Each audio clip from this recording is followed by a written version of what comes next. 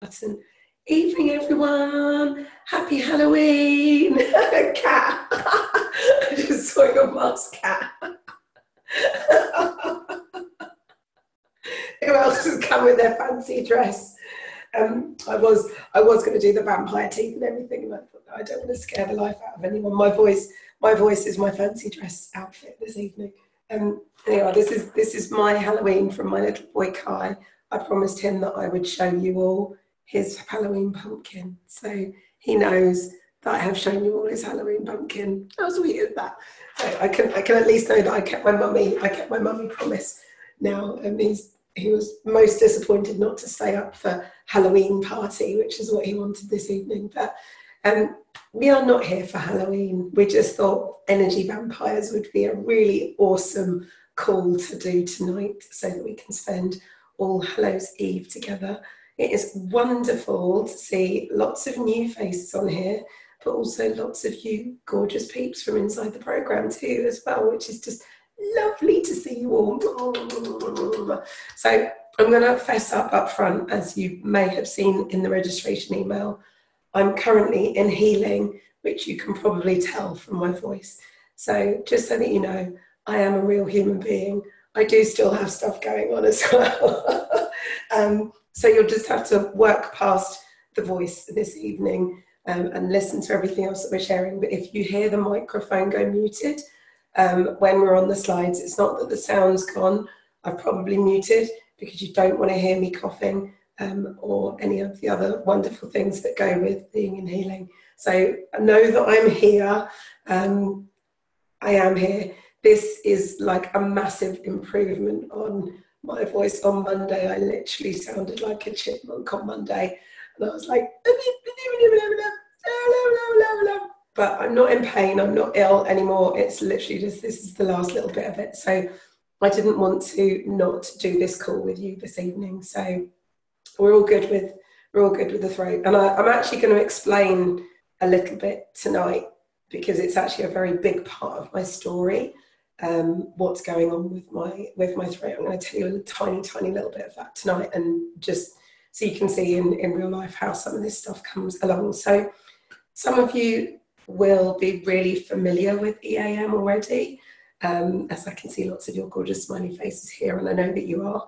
And some of you are going to be completely new to EAM as well. So just in the chat box, just so that I can get a rough feel, how many of you know EAM, know the 5 steps, know who I am, I guess, know it, and who's new? So if you're completely new to this, there's a little chat box somewhere down the bottom if you let me know if you're completely new to this as well.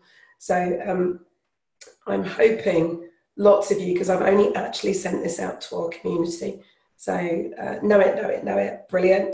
This makes our life much easier tonight, yay! Which is cool, because this is kind of, it's the next step on. This isn't like, here are the 5 steps, this is what we're going to do. We're actually really going to do some workshopping tonight as well. So, but also there will be time at the end of the call for some Q&A. So I've got some stuff to share. Some of you will not have seen this before. Some of you might be familiar with it if you're in the program already. But I also really want to do some Q&A, some swaying, and we'll actually come and talk to you guys, come and speak to everybody to see what's going on for you as well, because I know you're all here because there is an energy vampire somewhere in your life, I guess, which might be the reason why you're here this evening. So we'll have some time at the end of the call to specifically come and either do some work or just answer some questions to help you with your energy vampires so that we can release them from your lives and create those shifts as well. So I am going to go and find, I love you guys, this makes my life so much easier. I can literally whiz through the first 15 slides of the webinar now, because you all know who we are. We've got a couple who are new to it, so I will slow down a little bit. Know it, all good. Brilliant, love it. Okay, that makes our lives much easier. So let's go over to the slides. No, I didn't want to do that. I want to do that. Right, I'm going to stop my video. I'll see you all in a moment. I'm going to see you all on the slides. Can you see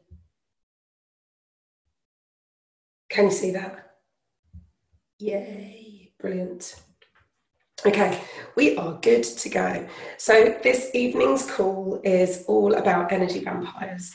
And obviously, as we've already mentioned at the beginning of the call, being that it is Halloween, we just thought it would be fun to spend some time together doing some energy work on releasing some of those things and people that may be holding us back in some areas of our lives. Because I know very frequently, and even no matter how far along the journey we've kind of gone with some of this, energy vampires can sometimes get in the way of us progressing and moving forwards. So, where are we? Jesus. I know that there is a big reason you're here. If you've ever been on one of my calls or been to one of our live events, you will hear me say this a lot, but I always know and I absolutely trust that every single one of us is here for a reason, and somebody has got annotation on. Okay, we're good. So everything is energy. If you're here, you would all know this about EAM already. Everything is energy, including you, and also including our lovely energy vamps. And we're going to be talking a little bit about who they are and how they show up and what they kind of do to us energetically. Now, obviously, I'm going to be showing you how we can use EAM, the energy alignment method, to work on releasing some of the energies that can get stuck around our relationships with other people and other things in our lives that really drain our energies. But obviously, you're all familiar with that, as you already let me know at the beginning of the call. So this EAM in general, but also this call specifically today, is really about you reconnecting to yourself. And obviously you already know EAM and the 5 steps, but it's really for those who are wanting to let go of the things and the people that might be holding you back in your life, if they may be holding us back in some way, shape or form. So in case you don't know who I am, my name is Yvette Taylor, and I'm the croaky voiced lady who's got her special witchy voice on this evening just for you. But when I'm not doing my special Halloween witchy voice, I'm also the creator of EAM, the Energy Alignment Method, which has been a little bit of an epic journey in and of itself. But I'll tell you a tiny little bit more about my story in a moment. But really, the whole work that we're doing with EAM and everything that really I know I'm all about, and I know all of our mentors, some of who I know are on the call with us this evening as well, are all about, is, for me, it's about moving our lives from what we call the old paradigm into the new paradigm. And the reason that we're talking about this particularly tonight is because energy vampires and the stuff that goes with that is usually connected to life in the old paradigm, things that have been happening in that place. Now, the old paradigm is really a world which is based on power, or trying to regain power and control from other people. It's all focused around who you are, not who you are inside, but like who you are in terms of self-esteem, or who you are in terms of your prestige and your standing in the world and about what you do. Very often it's about projecting the false version of ourselves. It's about the shiny version of, look how amazing my life is and how I'm better than you. But it's very often very reactive. It's very unconscious. It's by default based on fear. And it's very focused on what you do, or doing instead of about being present. It's really focused on blame, fault, shame, guilt, and not being good enough. Now, everything that we do with EAM is about the new paradigm. And, you know, that's not just with EAM, that's with all kind of personal development, self-development techniques are all about moving you into the new paradigm. And it's about creating a life of your own. It's about you becoming the powerful creator in the life that you have and choosing to create all of your reality. It's about who you are all the time, wherever you are. It's based on real confidence, that inner sense of strength and self-esteem. It's based on you being present inside yourself and being that creative, loving, response-able, meaning you are able to respond instead of react to the life around you. And primarily, it is grounded in love. It's about coming from that place of love or flow or alignment in as many moments of your life as possible. Now, one of the things that you will get to know about me is that I'm not somebody that also lives in, I'm going to say, a dream world. I believe that anything is possible, but I'm also quite grounded in reality. And I know that even when you know all of this stuff, even when you live all of this stuff, there will still be days when we slip back into the old paradigm. And I want you to let yourself off the hook and forgive yourself for that right now, because it is a journey, and it's a journey that we are all on and will all always be on. It's a conscious journey. And by doing the work that we do with EAM about changing your life and stepping into the new paradigm, you are creating a new world, not only for yourself, but for everybody else around you. And just know that every moment that you are in the new paradigm, you're living in the new paradigm, you are creating change. So forgive yourself for those days when you want to throw temper tantrum and tell the world that it's awful and it's not fair and you don't want to play, because we all have those days. We do still all have those days, and it's okay. Just remember to step back in the new paradigm as soon as you spot yourself doing it. So what I'm going to be sharing with you tonight is just literally one very, very, very tiny piece of the bigger piece of work and the bigger journey that we take people on, called the energy evolution. And I know a lot of you who are on the call tonight already, either the mentors or some of you are already in the program and on the journey as well. What we're going to be looking at is a part of the work that we do here in this piece, in the relationships element.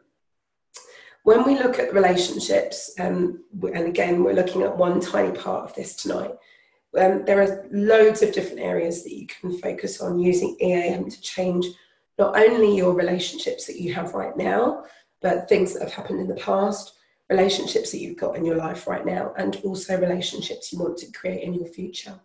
But most of the work we're going to be talking about tonight is around the energy dynamics triangle. And this is where our lovely energy vampires tend to hang out. But it's about, the relationships is also about stepping into being in your power, finding true unconditional love. We're not going to have time to go into it at all tonight, but it's also about letting go of those family stories and finding ways of manifesting new loving relationships, not just partnerships, but other relationships in your life.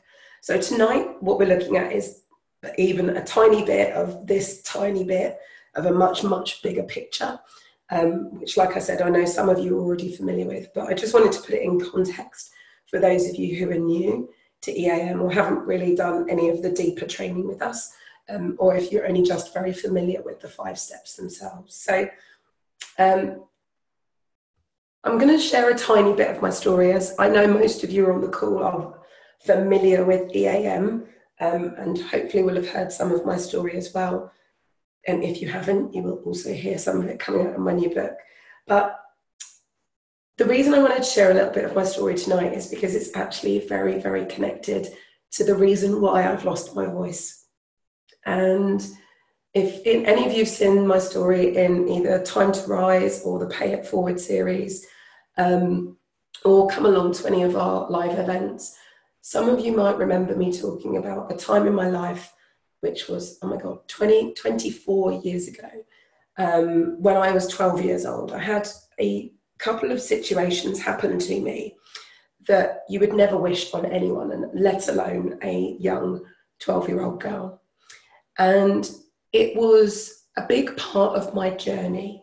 It was the reason why, and I say this with hindsight now, that actually pushed me to finding energy work and understanding there was much, much more to life than having to live in pain. So at the age of 12, one of many situations that I was in, I'd actually gone on holiday back to Jamaica. Having grown up in England my entire life, we'd gone back to Jamaica to see our family, and it was the first time I'd been there. And it was a whole new world, a whole new experience. But we'd actually gone out there for my 12th birthday, which was the 24th of September. And we'd gone out there for a month.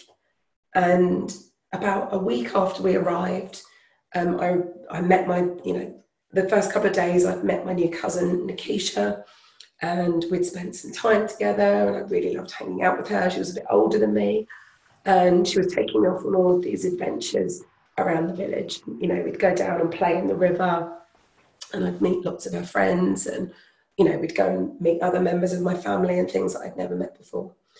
And one day she took me to go and see another one of her friends. But little did I know at the time that this friend we were going to see was actually her boyfriend. And when we got to the house, her boyfriend also had a friend. Now, bearing in mind, they were like 5, 6 years older than me. And she disappeared off with her boyfriend, leaving me in the living room with this completely random stranger. Now, bear in mind, I was 12 years old and literally had just turned 12 years old. So the shortened version of the story was I ended up in a situation that I would never have chosen to be in. And I was pinned down and raped in a bathtub at knife point, which sounds, I know, dramatic and horrific, and by no means was an easy situation for me to go through. But it was the beginning of me understanding, not then, later on, that I didn't have to live through the pain of all of that. Now, the reason I'm sharing that part of my story with you today is because after that happened, I didn't tell anybody. I kept it such a secret after that day because I did not want to get my cousin in trouble. And I was so scared that my nana would be angry with me and that I would bring shame on the family. So I didn't tell my mum. I didn't tell my sister. I did tell my cousin what had happened, but she didn't really seem to take any notice. And so I just kind of kept this to myself and thought maybe I should just keep quiet. Now, but just before going on that holiday, actually had a very, very similar experience. And this just compounded the fact that I felt I had to keep quiet, and it was just my new normal. And I thought this was just the way that men were. Now, towards about a week or so after it happened, when we were on holiday, I ended up getting really, really ill. And I lost my voice. I had a cough, I had a cold, I had the sweats. And I remember going home back from Jamaica back to England, still being really ill.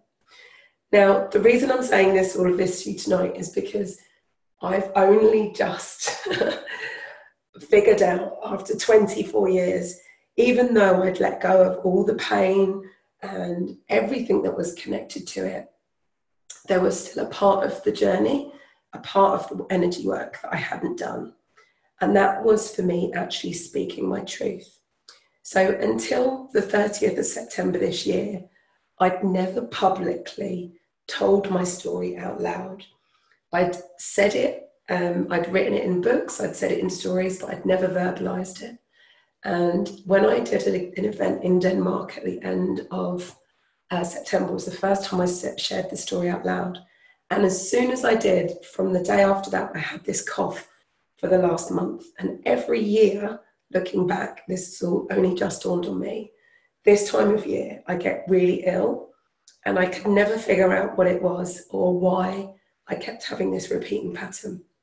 And so these aha moments I'm sharing with you are things that I've literally only just uncovered in the last week, that there was still a part of me that was still been keeping it so quiet because I still, after 24 years, didn't want to get my cousin in trouble, which is bizarre because I'm a grown woman and so is she. But energetically, I was still holding on to it. And that's what this whole sore throat, lost voice stuff is all about. So I've done the work on it. It's definitely a million times better than it was. But I'm still in that healing phase of that part of the journey right now, which is interesting, but also really exciting because I know that now I've done this work, that it's now healed all of the stuff that was connected to it throughout all of that time in my journey before.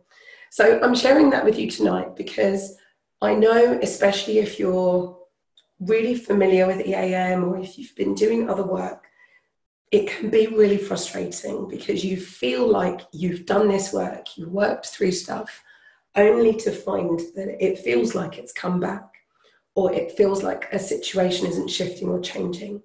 And I want you to know that it does. It absolutely is. It absolutely does. It's just that sometimes you haven't yet uncovered the full piece of the story. So just because there is no pain there anymore, which is how I thought, was like, it doesn't bother me anymore, I'm fine, I'm doing really good, there was still a piece of the puzzle that I just hadn't yet come across. So please know that it's okay. If these things come up and feel like they've bitten you in the bum or surprised you when you feel like you've dealt with them, please don't despair, just celebrate, absolutely celebrate, because you know that you've got a tool in your hands that you can use to create that shift and change and actually give you the insight into what it is that was going on. So all of those ahas that I've shared with you have literally only come because I've been using EAM myself to uncover the story that sat behind it all. And I'm so happy that I've got EAM to be able to help me through that part of the journey. So there you go. That's where I'm at. And I hope it's given you some clarity for yourself, some bits that you've got going on as well. But along the journey, despite all of that, I've come to such a place now where that part of my journey really, truly doesn't bother me anymore. And I'm very grateful in a way for the experience because it led me to do the work that I'm doing now. And some of you will know that this book, I am the author of this amazing book. And I'm not saying that myself, that's from the people who've actually been able to read this book already, but this really is a combination of my entire life's work. And it is coming out very soon, very soon. So please put this on your Christmas wish list because it is actually a Bible of self-help. There are 400 pages of goodness inside this book, and you can also buy it for all of your friends and family for Christmas. So make sure you write it on your shopping lists. So all of that said, let's take a really super quick run through. Let's get on with what we're talking about tonight, which is really about you changing your energy and changing your life. So we all know, hopefully, about the 3 flows of energy. Our energy is either in reversal, in resistance, or in flow. And everything in our life can be categorized into one of these 3 energy states. Now, particularly what we're talking about tonight, energy vampires, then definitely not in this in-flow place. Our energy vampire stuff is affecting us because it's energy that's either in resistance or in reversal. And we're going to be doing some work tonight on obviously making sure that we shift all of that. So the 3 main parts of our energy center that we want to make sure are connected, or that we know, that we talk about and are in alignment, are our head, our heart, and our hara. Within EAM, what we talk about as that place of alignment is that your head, your heart, and your hara are congruent. They are sending out the same message. They are sending out a congruent message to your energy, to your physical body, to the cells inside of you, to the things in your environment, to the wider world and the great bigger universe. And when we experience those moments of resistance or reversal, it's because either our head, our heart, or our hara are not in congruence, they aren't in sync. They're saying a completely different message and sending out a very different vibration. So just in case anybody is very, very new, the energy reversal state, there are lots of different ways to describe it, but usually it's those places or those times in our lives that feel as if we're trying to shift and change something.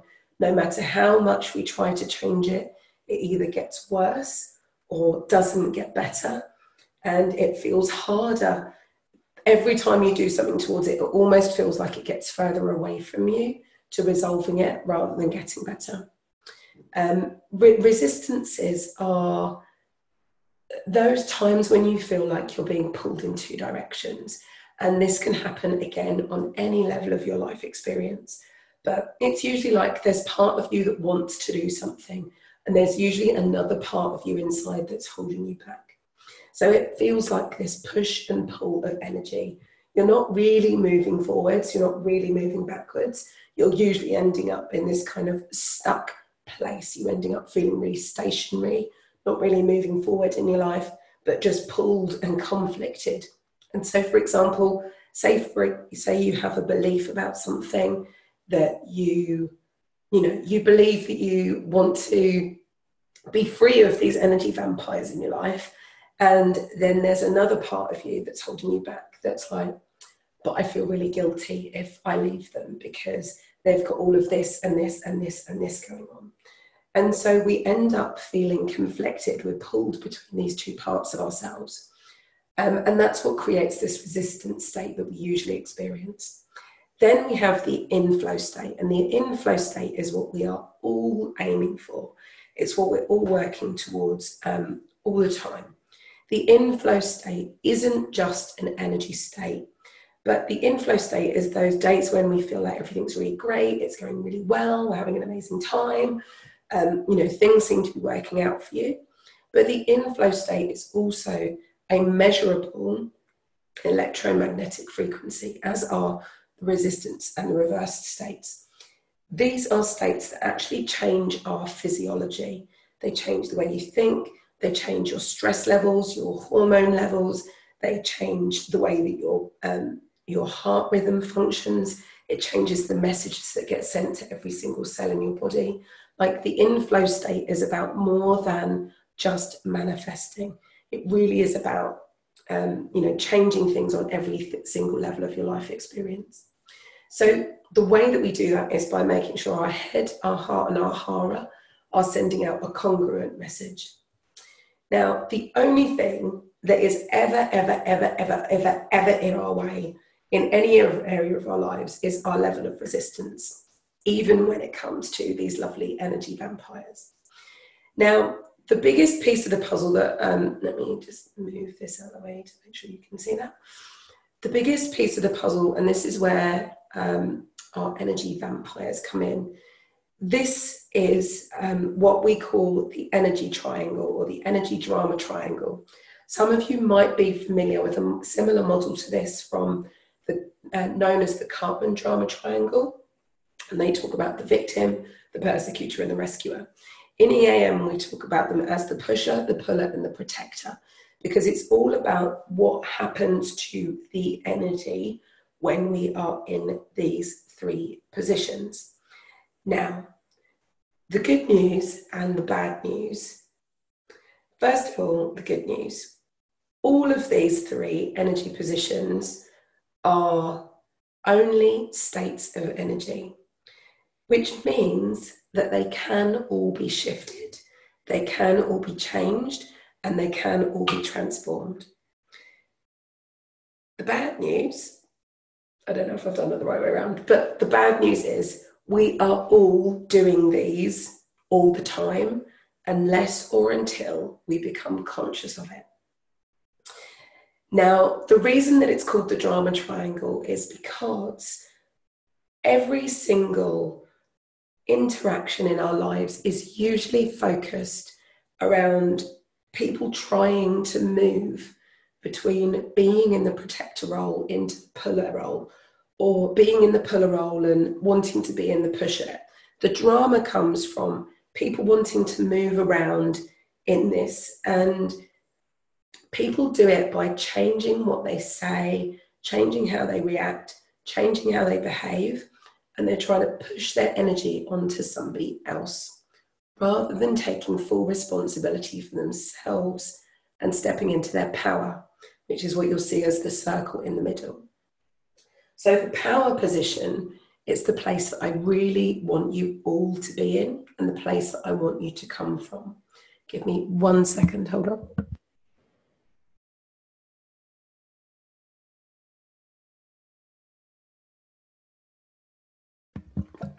Hopefully you can hear me now. Sorry, my voice was getting a little bit croaky then.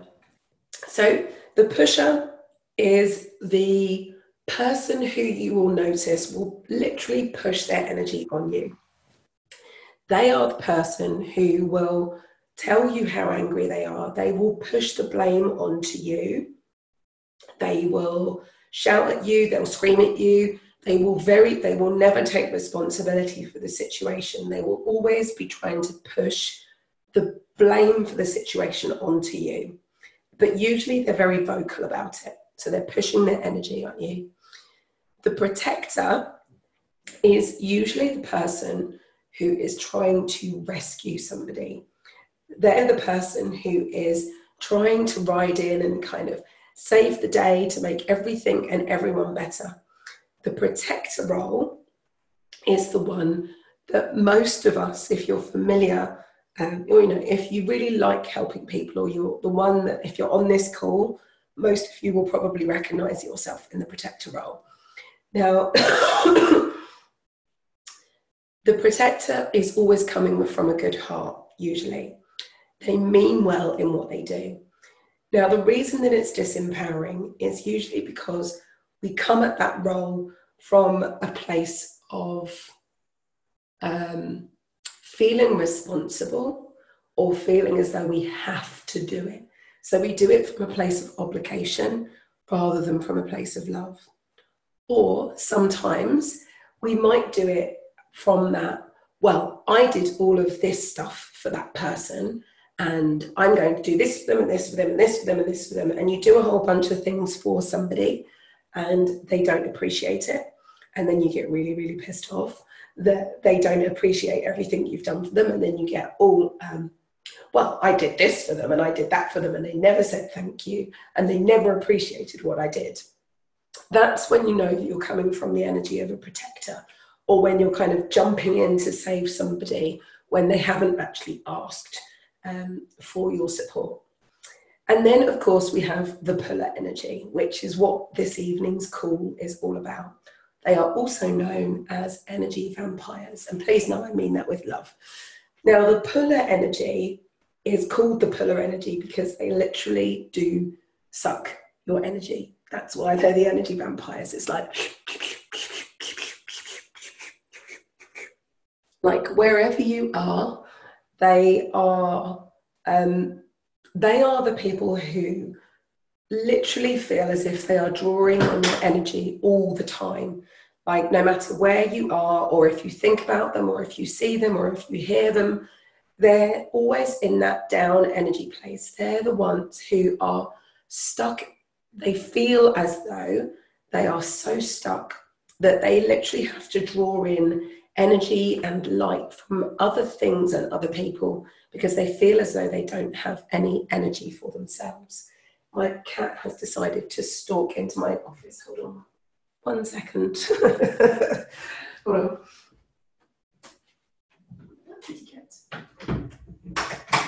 Cheeky little monkey. I'm back. Sorry about that. It's a Halloween cat. It's a jet black one. So the energy vampires can only be energy vampires when there are other people in the drama triangle playing one of these other energy roles. If we are not in the protector role, and if we are not in the pusher role, the puller role almost doesn't exist, because unless we're choosing to step in and play the games of the energy vampire, or play the games and get drawn into the story of the puller energy, then if we weren't doing that, then there would be no puller energy to draw you in, because you wouldn't be stepping into the drama triangle. You would be coming from that place of power. So my wish for you is for you to come from this place of power all the time. And that doesn't mean that you can't help people. It doesn't mean that you can't be loving. It just means that you come at it from a very, very different place. So just in the chat box, who recognizes themselves as any one of those three? And we've all been the puller energy at some point as well. Who's done one of those before? Just give me a yes in the chat box.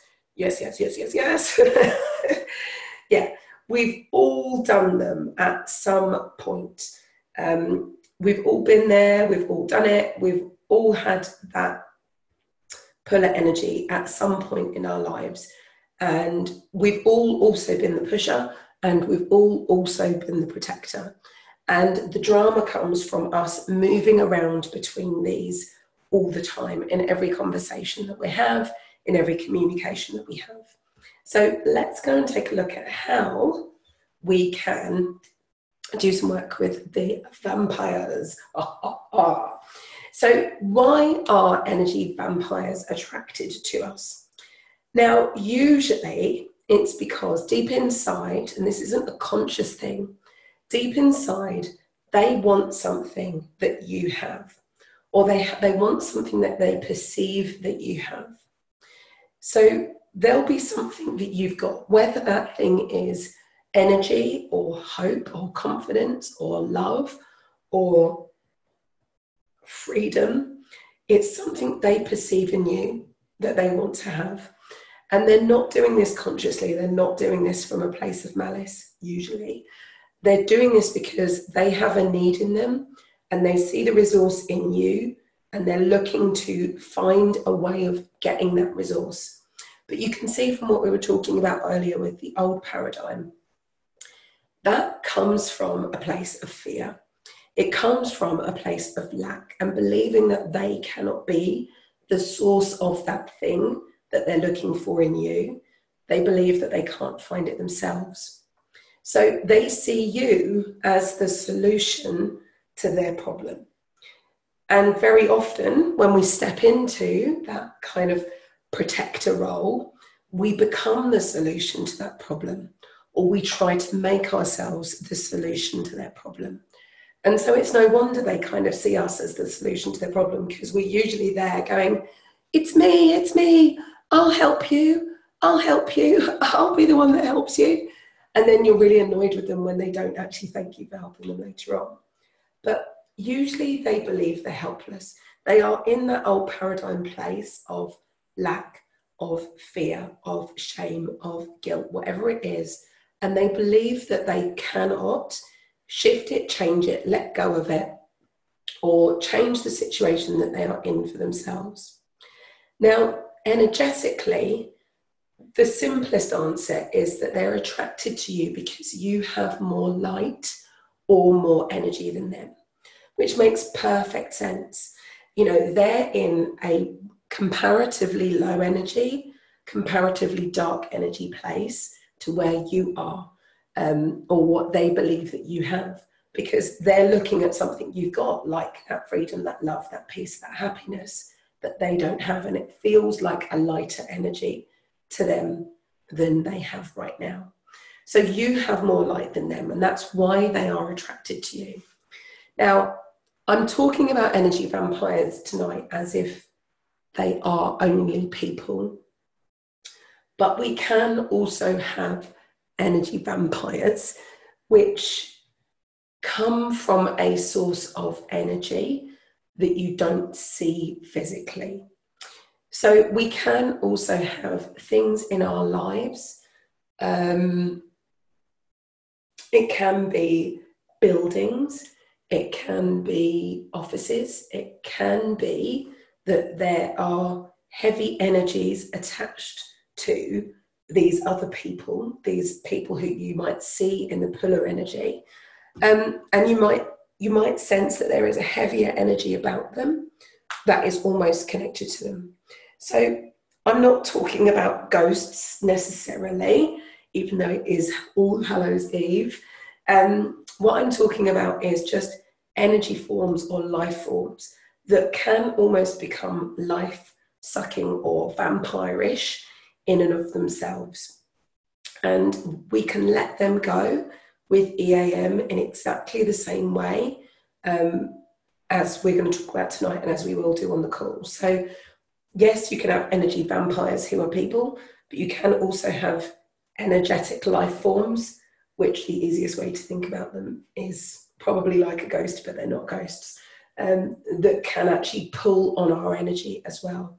And there's nothing to be scared of, I absolutely promise. But you can use EAM in exactly the same way to let them go and to shift them and to change it so that they're no longer affecting you. So how do you feel when you're with the energy vampires?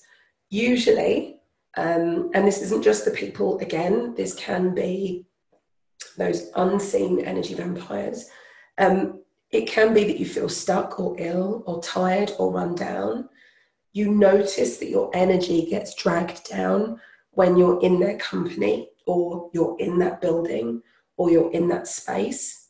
You notice that you'll have a really low energy or you're in a very bad mood, like an abnormally bad mood. You change your habits and stop doing things, or you might tend to shut down. So you might change your behavior when you're around them. You get very angry, resentful, and frustrated. So do any of those sound like in-flow, happy, high vibe places for us to be? Yes, no? No. No, no, no. Someone answer in the chat box. Do they sound like high vibe places for us to be? Or do they sound like low vibe places for us to be? Is anybody there? Say something in the chat box. I can't see you. I'm going to assume I can't see the chat box now. I'm hoping that someone said yes. They are low vibe places for us to be. But the big question I always get asked is, how do they get in? How do they actually get into our energy? And it's a really good question. There are lots of different ways that they come in, and all of them basically come down to one thing, and that's when we are out of flow. So it could be that you were out of flow years ago and somehow created this energetic attachment between you and that other person, or you and that situation, that has created this almost like literally an energy drain on you that literally sucks the life and life force energy out of you when you are connected to it, and even when sometimes you don't even know that you're still connected to it. But they get in when we're out of flow, if we're not in the flow state. When we're drained, when we're tired, when we're sick or ill, which is also obviously a sign that we're out of flow, but when we're in that place, it means that we can be more open to other people's energy. We're more susceptible. And sometimes these things can get into our energy at that point as well. It can be that you have something which attracts them, which we just talked about a minute ago. But it's almost like you are this big shining light. And because they want the thing that you have, and they believe that there is a limited resource of that thing in life, they will attach themselves to you energetically, emotionally, psychically, spiritually. They aren't doing it consciously, but they have somehow reached out their energy and it's attached to you and becomes this drain on your energy. It can also be your beliefs about them, if you know this person particularly, but it can also be your own beliefs about life that leave you open to these things and allow these things to kind of get into you and to get into your energy. So hopefully you've seen me talk about your aura before, but the way I want you to kind of think about this, and imagine, and this aha that kind of came to me actually at the weekend, for those of you who haven't seen on my Facebook page that I was at the Bruce Lipton event in London as with some of our awesome mentors. And he was talking about our cells. If you haven't read his book, The Biology of Belief, I absolutely recommend that you do. So Bruce Lipton is an amazing, amazing man who's done a phenomenal amount of work into energy psychology and the biologies that sit behind the changes that happen in our body and our DNA and epigenetics and a whole bunch of other stuff that he's done. But one of the things that he was talking about was the way in which the cells in our body read and perceive our environment. And there are these little gateways on the surface of the cells in our body that open and shut depending on the signals that they see or the signals that they sense in our environment. And these are obviously on a cellular level, we're talking about chemical messengers. But in exactly the same way, if we bring that up to the level of our physical experience as human beings, our aura is like the membrane of our cells inside the body. And the easiest way I kind of think about this is almost like our aura is the cell membrane, and we open and shut the gates on our cells or on the membrane of our aura, on the outside of our aura, and we either let things in or let things out depending on what we see in our environment. What are the signals that we're perceiving from our environment? What are the beliefs that we have? What things do we already hold in our energy to be true that are almost leaving gateways and doorways open for these other energies to come in? Because it's almost like we've left the door wide open saying, Kumi, I'm over here, you're ready, you can come in, I invite you in, there's a big party over here, energy vampires, come and find me. Now I know nobody is obviously saying that consciously, but I believe exactly the same thing happens with our aura. Energetically, when we have these things that are held in our energy, we're open to those things unless or until we do the energy work on ourselves to create that change so that we can shut those gateways or close those doorways off and only be open to receiving the things that we want to think, feel, perceive and believe. And that's exactly the work that we do with EAM, is kind of opening and shutting those doorways, opening and closing those doors, releasing things that we don't want, allowing ourselves to open up to the things that we do want, and letting go of the things that no longer serve us. So I hope that's a kind of a useful picture to hold in your mind. So remember that we are connected to everyone and everything. Whilst we're talking about energy vampires tonight as if, you know, they are in some way separate from us, we are it. Everything is energy. We are them, they are us. We are all one human being, human race, and we're all connected to everything that's happening on this planet.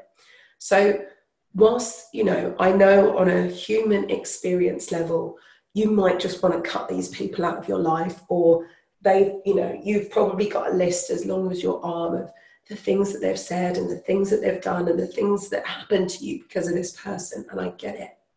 But please remember, in doing all of this, what I'm sharing with you is about also finding a way to be loving and kind, to be aware, whilst at the same time making sure that you draw a line in the relationship with you and them if the way the relationship is working is not serving you.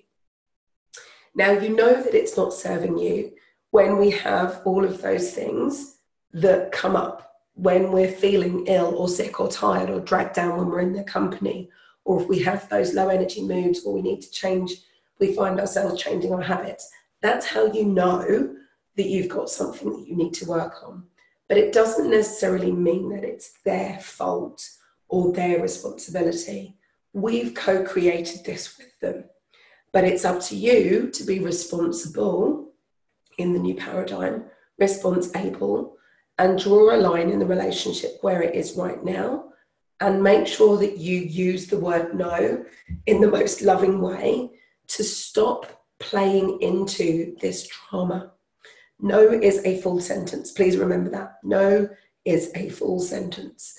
So only do things for people or with people if you are in alignment with the action that you're taking. I know so many people who I absolutely love and adore dearly, who spend so much of their time in their life doing things for other people from a place of obligation, feeling like they should be doing it, or it's their duty, or they have to. And I am not saying that we need to just disregard all of our responsibilities or leave people in the lurch. I mean, far from it.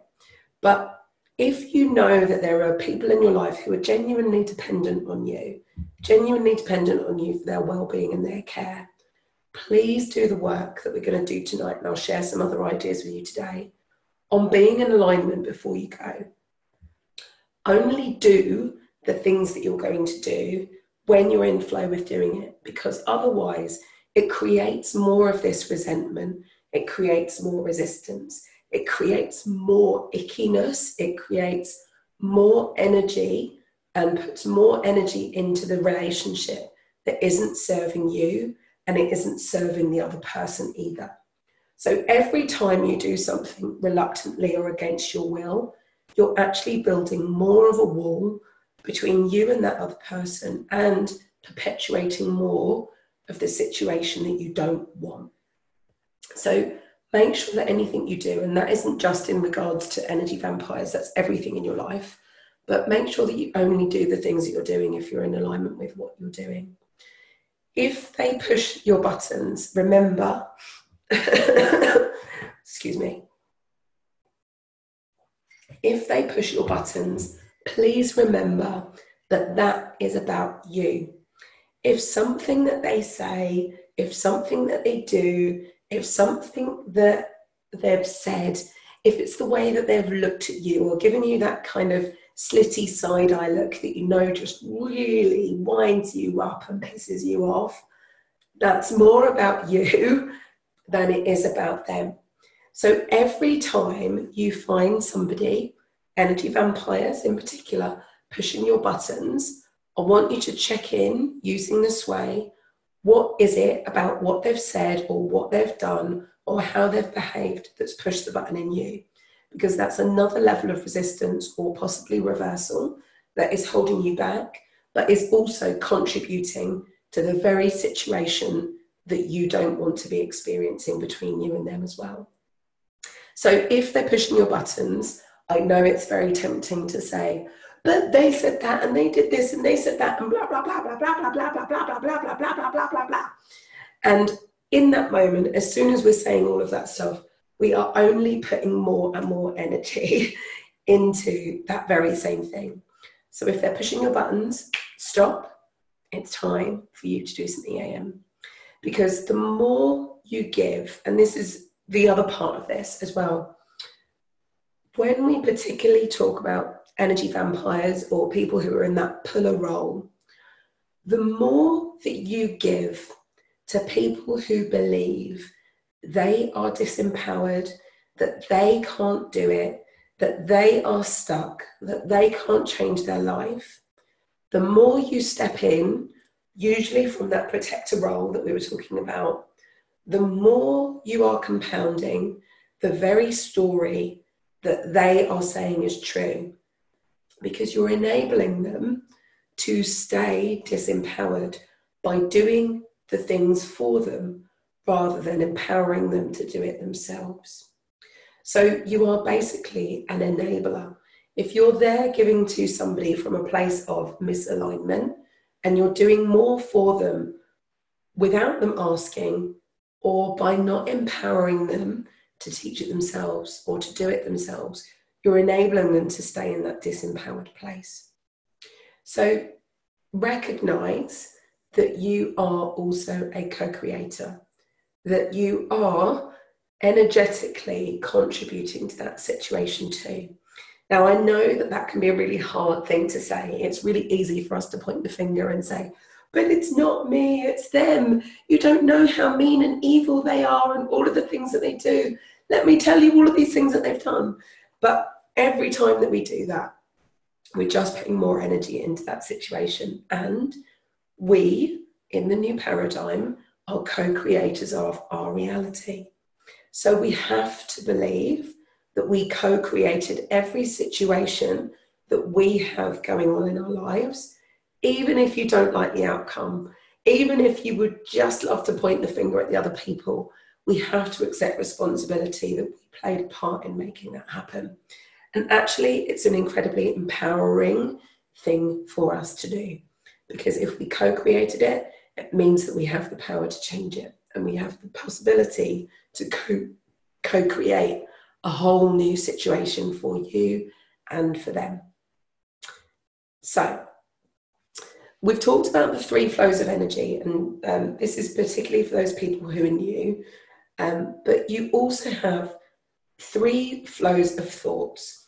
Now, we're going to do some EAM together in a minute around our energy vampire, but you can also have limiting thoughts. Limiting beliefs are like the reversed version of on a mental level. Negative beliefs are the resistant version of energy on a mental level, and our positive beliefs or thoughts are the inflow version of energy on a mental level.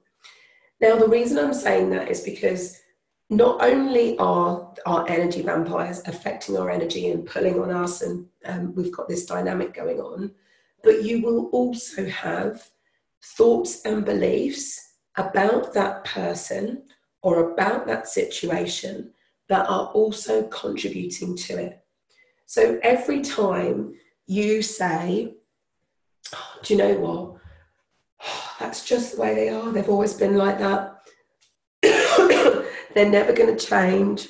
Excuse me 1 second.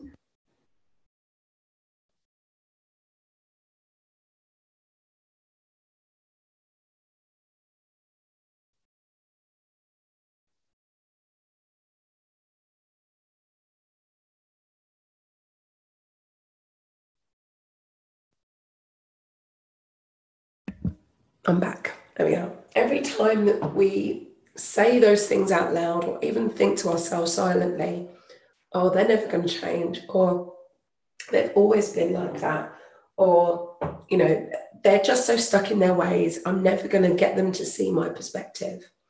All of those thoughts and beliefs that you have around that person and situation are also creating that situation too.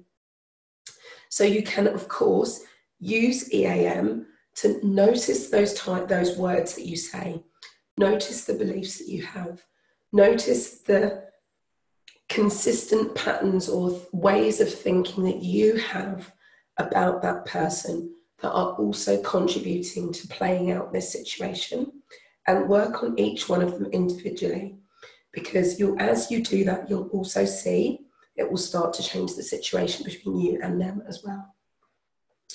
Now,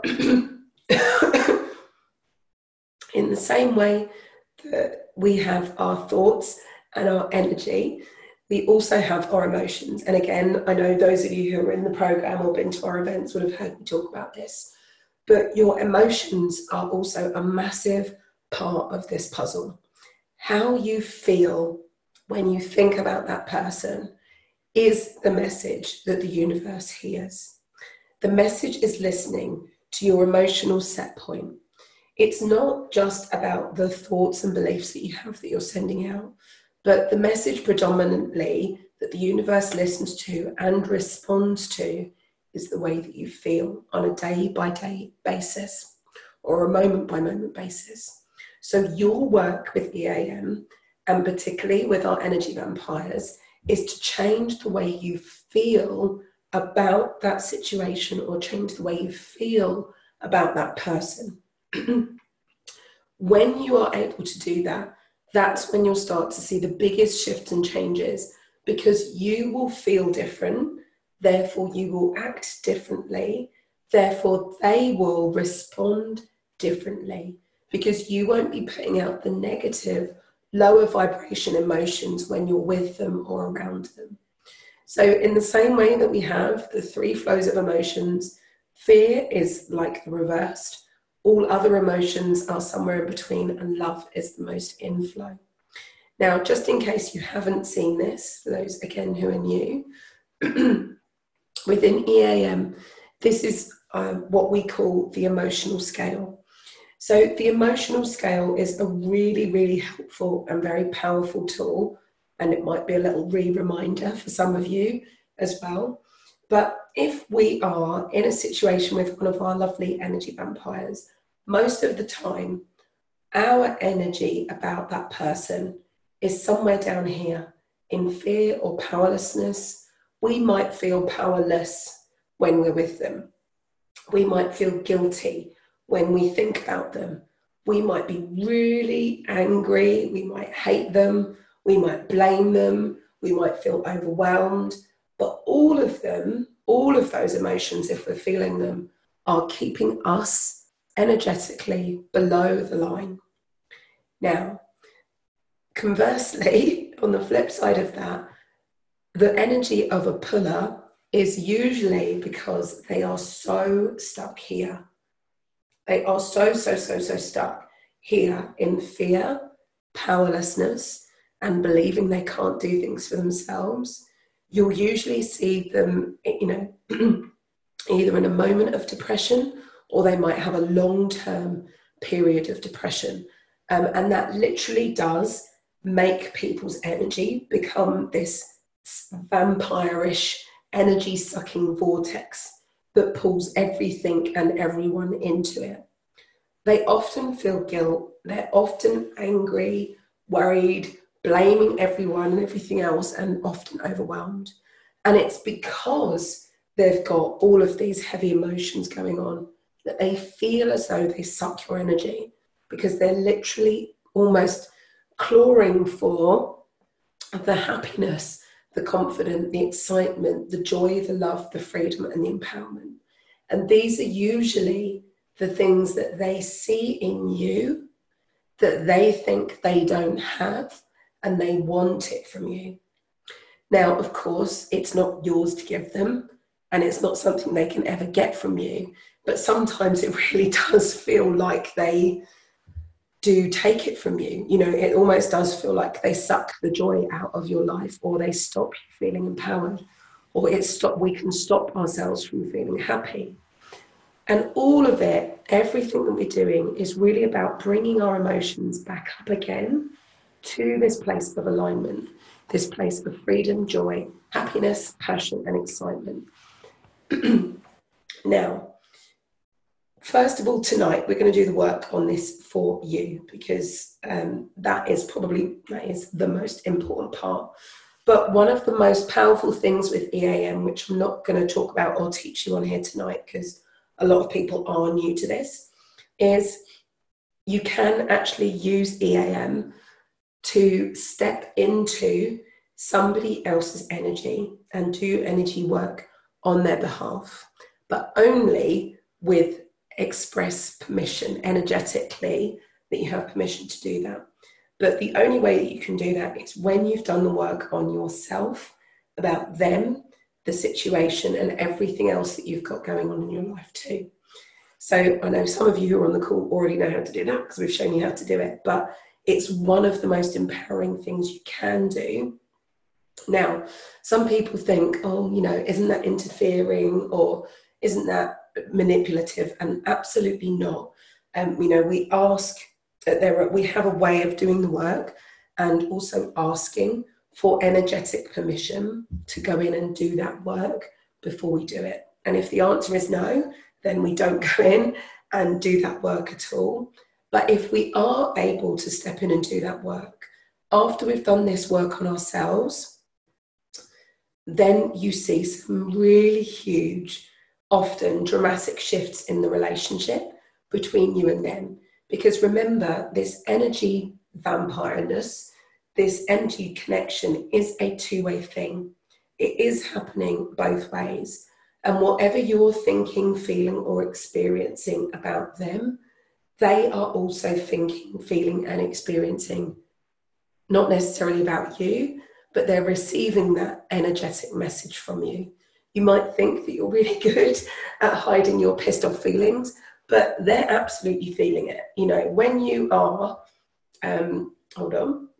when you're in these emotions of fear or guilt or depression or overwhelm yourself, that is getting communicated to those people all the time. Even if you've got the biggest smile on your face and you're saying through gritted teeth, no, it's absolutely fine, I will do that thing for you. And inside you're secretly going, I'm so angry with you right now. You know, if you've got any of that stuff going on, that is the message that's being communicated. And that's always happening on an energetic level. So not only can you use EAM to do this work on yourself, you can also do this work on their behalf by stepping into their energy. So some ways that you can use EAM. For those of you who are familiar with the 5 steps, which hopefully you are, if you're on the call by now, you can do the bubble method. If you haven't heard of the bubble method before, it's very, very simple. And this is a really good way to work on your connection or relationship with these energy vampires as well. So simply write their name. Well, the bubble method is you write the situation or person in the middle. And then around the outside, you would write down what happens to draw 5 bubbles. And each of those bubbles, the first one you'd write energy. The second one you'd write thoughts. The third one, you write emotions. The fourth is people. And the fifth is situations. And they're all relatively self-explanatory, but in the central bubble, in this case, you would write the name of your energy vampire, okay? And then round the outside, I want you to think of the answer or answers to all of those things. What happens to your energy when you think about them? And I want you to write down all of the descriptions. You know, it makes me feel drained, it makes me feel overwhelmed, I feel heavy, I feel like I run away, I want to shut down, all of those things that happen to your energy. Write all of those down right outside the first bubble. Then all of the thoughts and beliefs and patterns that you have goes round the next one. So, you know, I believe they're never going to change, they're a giant pain in the bum, I really feel like they can't do this on their own, I feel like they need me, I feel like they're never going to go away, I feel like they're never going to let me move forward. All of the beliefs that you have around them. Then emotions. Those of you who know it, obviously we've got the emotional scale, which is what we were just looking at here. You can use the scale to ask this way, which emotions you have around that particular person or around that particular situation. So do I have fear? Do I feel powerless? Do I feel depressed? Do I feel guilt? And you can work through all of the different emotions and write them down outside the bubble around that particular person too. Hold on. Then, of course, you've got people. Now, in this case, you've just written the name of a particular person inside there. So, but there might be other people attached to that relationship with you and them. So it might be other friends or brothers and sisters or other family members or your children, any other people that you feel this vampirish relationship is affecting or has affected at some point in the past, and any connections that you have to those. And then you work on how you feel when you think about those people or how you feel about that situation. And you can work through all of that with EAM. And then the 5th one is situations. So this is where you literally do get to write your list of all of those things that they've done. You know, all of the times they've said something, done something, behaved a particular way. You know, things they might have deliberately done to hurt you or cause you pain, or vice versa, perhaps things that you've done to them that have got in the way of your relationship. And then, of course, you can work through all of those individually as well. So the bubble method is a very simple but systematic way of working through any situation that you've got coming up in your life, and it is included in my new book. in more detail, for those of you who haven't got it yet. Those of you in the program already know how to do this. But it's a really simple way of approaching any situation in your life, and it's really, really powerful. So some other ways that you can use EAM to help them: before you see them, make sure that you release your energy, any beliefs or thoughts or heavy emotions you have before you see them, and make sure that you do some step 5 before you see them. So for those of you who haven't heard me say this before, but step 5 of the 5 steps of EAM, which we're going to go through in a moment, is all about alignment. When your energy is in alignment, nothing can get into your energy. So earlier we talked about some of the things that can be attracted in and how they get attracted in when we're ill, when we're sick, when we're out of flow.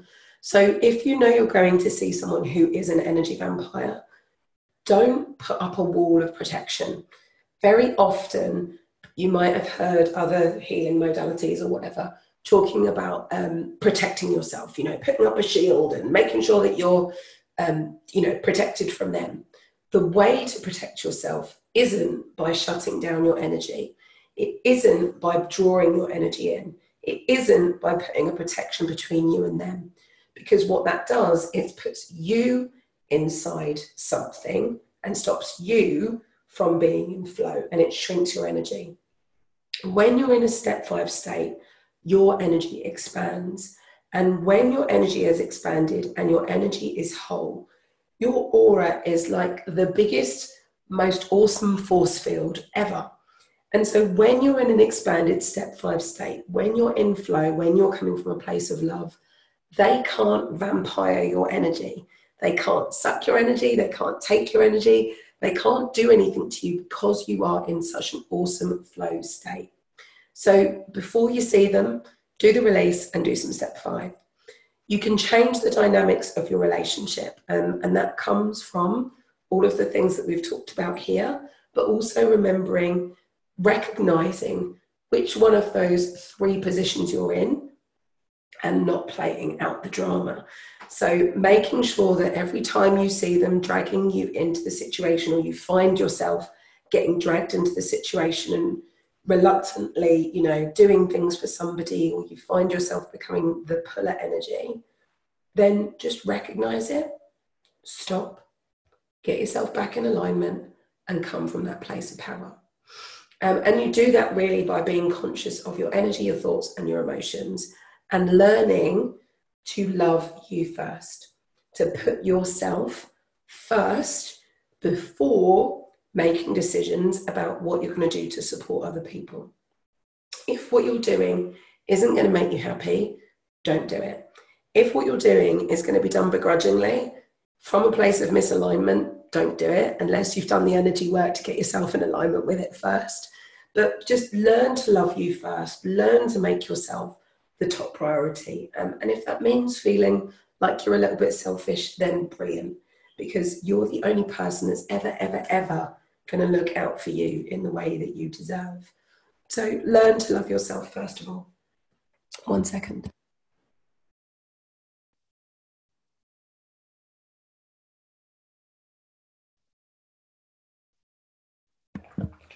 I'm hoping this is all making sense to you all so far. So are we ready to actually get started doing some EAM? Let me just come and check the chat box quickly before I do that. Are we all happy? Good. Thumbs up. Just going to pop back on screen. Is this all making sense to you all so far? Yay! Is this helpful?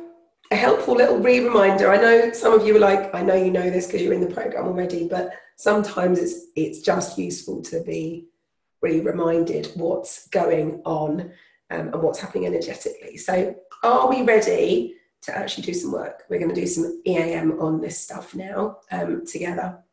Cool. Any questions? We're going to do, actually we'll save questions. We'll do Q&A at the end. Let's whip through this little bit. Now let's just whiz back over. So I'm going to put the slides up on the screen for those of you who don't know the EAM words now, but you should, hopefully, if you're here by now. So we're going to work through this together, and we're going to do one exercise together using the 5 steps of EAM. Hopefully, you know what they are by now, and we're going to be using your sway as well to be doing that. So, this is just one very simple exercise, like I said earlier, from the energy evolution, from the relationships bit. This is just one way that you can use this. And obviously I've just shown you a whole bunch of other ways that you can particularly work on the vampires in your life. So I want you to think about who drains your energy. Who in your life drains your energy? And I want you to get up on your feet. We're going to do this work together. So who is it that made you register for this call? Who is it in your life that drains your energy? So I want you to ask the energy, your sway. So stand up with your feet hips width apart and close your eyes. Make sure the back of your knees are relaxed. Allow yourself to get centered and grounded. And then I want you to just ask out loud, do I get drained when I think of this person? Do I get drained when I think of this person? And your body is going to give you either a sway yes or a sway no. And if it's a no, then you might want to find another question like, does this person suck my energy? Or is this person an energy vampire to me? It might be the wording of the question for you, but that's one way that you can do it. Do I get drained when I think of this person? And then I want you to, and this is, just close your eyes and pay attention. What happens to your energy when you think about them? Okay, so just think about this person. I want you to pay attention to your energy, and specifically thinking of them, what does it do to you? Where are you noticing this energy drain being tapped into? So is it draining out of your feet? Is it sucking you on your solar plexus? Does it feel like it's drawing something from your brain or from your mind? What actually happens to your energy when you think about that person? And then you can think about it in terms of size. So what size is it? Is it like the size of a football, or is it like the size of a tennis ball? Is it like a big blackness in your hara, or in your back, or in your heart? What shape is it? What color is it? And where is it located in your energy? Where is it located in your energy? So it might be that if you have a hard black ball in your stomach when you think about that person, okay? And that's what your energy drain would feel like. So all we want right now is just the description. So for anyone who's new to EAM, these are the 5 steps I'm just walking you through, but just follow the steps for yourself. So step 4, this is where we're going to do the release, and we can do this all together. We're going to run through this whole process twice, okay? So you should know the words, hopefully, but I'm ready to release this. And then you might say, hard red circle in my stomach, or big black ball in my stomach. When I think about, and then name that person. So I'll lead this through for all of us together. I'm ready to release, and you repeat this after me, this, and then describe whatever it is that's going on in your energy. When I think about, and then I want you to name that person, I release this from my energy in all forms, on all levels, at all points in time. I'm ready to release this, and then name or describe the thing, hard black ball in your stomach or wherever it is, when I think about, and then say that person's name. I release this from my energy in all forms, on all levels, at all points in time. I'm ready to release this hard black ball or whatever it is in your body when I think about, and then say that person's name. I release this energy drain from my energy in all forms, on all levels, at all points in time. Nice deep breath in and out. Okay, and we're going to just do that again, just for those who might still need to do some releasing. So I'm ready to release this energy drain inside of me. When I think about, and then say that person's name, I release this from my energy in all forms, on all levels, at all points in time. I'm ready to release this energy drain inside of me that feels like and then describe what it feels like, big black ball in my stomach. When I think about this person, and then say their name, I release this from my energy in all forms, on all levels, at all points in time. I'm ready to release this energy drain or connection into my energy. When I think about this person, and then say their name, I release this from my energy in all forms, on all levels, at all points in time. Nice deep breath in and out. Okay, then just check with your sway. Have I released this energy drain when I think about this person? And then say their name. Now, I'm hoping that will have worked for you. If it's a no right now, don't worry, you can always come back and finish this after the call, and just keep repeating what you were working on there at step 3. You might need to, it might have shifted or moved somewhere else in your body, and that's also absolutely fine. So then check with the sway, make sure you've let all the resistance go before you move on to step 5. So step 5, I want you to just close your eyes.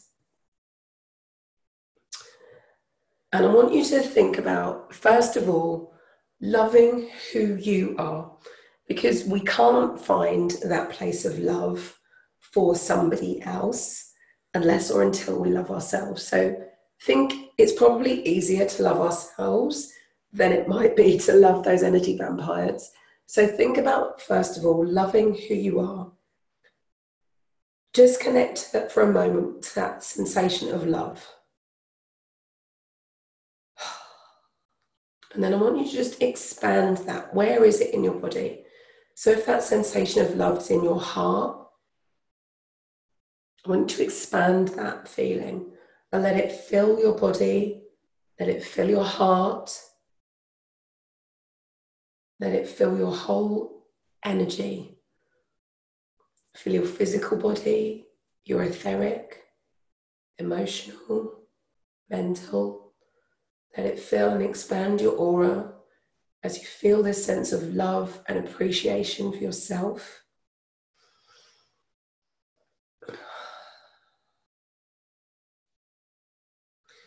And then as you feel that expanding, let it fill the room that you're in. Then arms in the air, and we're going to do step 5 together. Okay, keeping that sensation of love. I'm ready to allow myself to stay in flow, to feel love and be in my power when I think about, and then say that person's name. I allow this into my energy in all forms, on all levels, at all points in time. I'm ready to allow myself to be in flow and to stay in my power. When I think about that person, say their name, I connect to a place of love. I allow this into my energy in all forms, on all levels, at all points in time. I'm ready to allow myself to connect to the place of love, to be in flow, and to stay in my power. When I think about and then say that person's name, I allow this into my energy in all forms, on all levels, at all points in time. Take a nice deep breath in and out.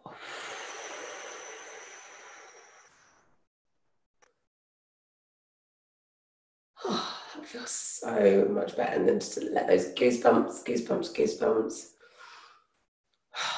Now I just want you to think about that person. What happens to your energy now when you think about them? Do you feel more loving or open, a little bit more expanded from them, a little bit more peaceful? Oh, how's that feeling in the chat? Just give me a quick yes. We got some yeses. How's that feel? Much lighter. Yes. Awesome. Tingles and amazing. Good.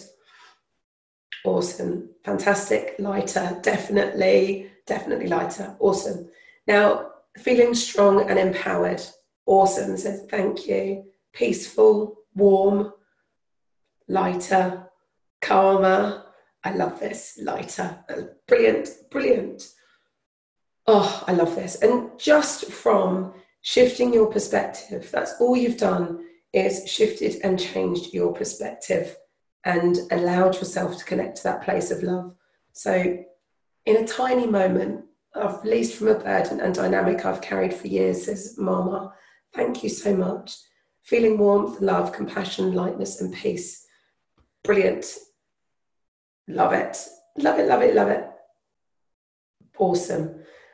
So it really is that simple. It really, truly is that simple. I needed that after yesterday, says Garley.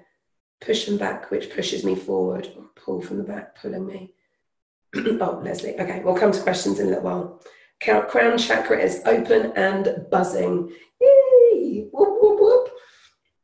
And your ears buzzing. Yeah, that's a good sign. I love it. Right, so we're going to come to, let's whiz back. Hold on. Come to, you've done that just by following these simple 5 steps. So with everything that we've shared on the call tonight, like I've given you some other really simple ways for you to shift how you feel, to change what's happening on an energy level with these energy vampires in our lives. Like I said, remember, it's not their fault. They're not doing it on purpose. They're not doing it to hurt you. It's just because they are in that energetically stuck place, which is why their energy is pulling you in and pulling you down and holding you back.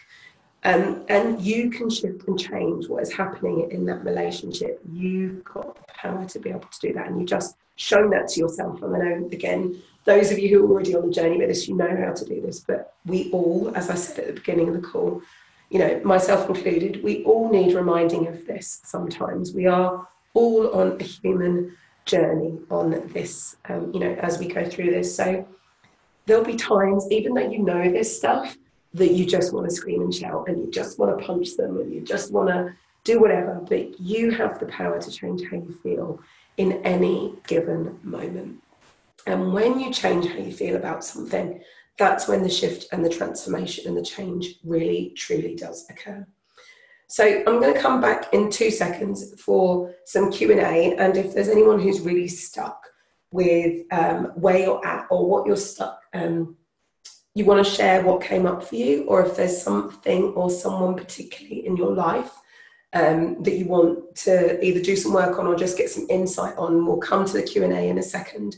But just really quickly, for those of you who are new, I'd really love to just talk to you a little bit about the next steps that you can take to come on the next part of the journey with us. And you can come and join us and find out a little bit more about where we're at and what we're doing and, you know, what's actually happening in the world. So I just want to tell you a little bit more about what we'd love to do if you'd love to come and take the next step and find out more about this and how you can really use this in your life. So you actually get to see my face now. Hi. So I know for some people, the biggest challenge in life just isn't actually us. Sometimes it can actually be the other people that we've got going on in our lives, which hopefully now we know that we've got a way to work our way through that or work our way around it. But sometimes it can be hard to even sort of figure out a plan to get past that, especially when the other people in your life are actually the people that you love. So I want to tell you how we might be able to help you. So what we've done, we've actually created some space, some time with our team of mentors. Some of them are actually on the call tonight with you as well. If you're watching this live, or for those of you who are watching it on the recording, but we've actually created some time for our team of mentors to personally get on a call with you and help you create a plan to change the next steps in your life, even if that's figuring out how to, get past your energy vampires, so to speak. And we're going to do that together by actually listening to you, like jumping on a call, finding out where you are, what's in your way, what's actually happening, what's going on with those particular people in your life, and actually help you figure out a way to get to where you really, truly want to be. But we're going to help you create a step-by-step plan to actually change your life so that you can get where you want to be as quickly and as easily as possible, obviously, by using EAM to help you get in flow.